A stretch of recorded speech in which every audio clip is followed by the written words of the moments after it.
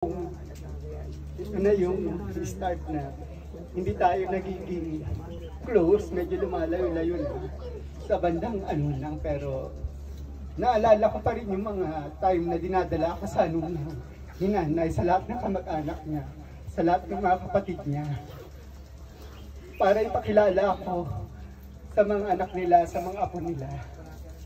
Nako, ang hirap. Gusto ko na lang alalahanin lahat ng good memories. Nung araw ng November 10, kanya-kanya siguro tayong story nung mga araw na yun, kung paano tayo tinapik dinahala, kung paano tayo pinapunta dito sa okasyon na to. Sana alalahanin na lang natin yung mga magandang panahon na yun, kung paano yung maalala yung lola ko.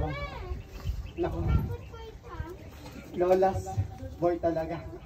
Kaya ang hirap yung tanggapin yung ganitong pangyayari. Pero lahat naman darating sa puntong ito. Kaya maraming salamat po pati sa side ni Auntie Nate, kay Uncle Bong, ngayon sa lahat din ng mga kapatid niya.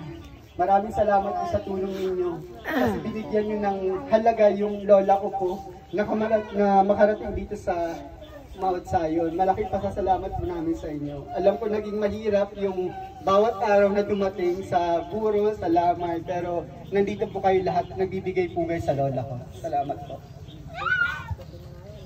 Thank you po. Meron pa pong ibang gustong tumayo?